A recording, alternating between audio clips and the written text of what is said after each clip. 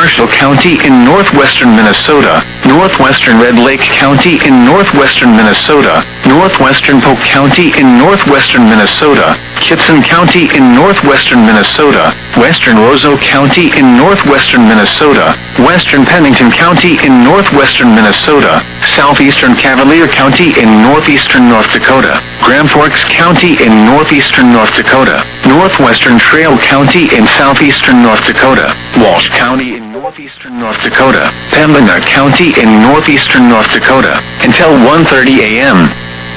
At 12:24 a.m., severe thunderstorms were located along a line extending from near Olga to near Grafton to near Thompson, moving northeast at 55 miles per hour. Hazard, 60 miles per hour wind gusts. Source, radar indicated. Impact, expects damage to roofs, siding, and trees. Locations impacted include Grand Forks, Thief River Falls, Grafton, East Grand Forks, Grand Forks Air Force Base, Warren and Park River. This includes Interstate 29 between mile markers 121 and 217. For your protection, move to an interior room on the lowest floor of a building.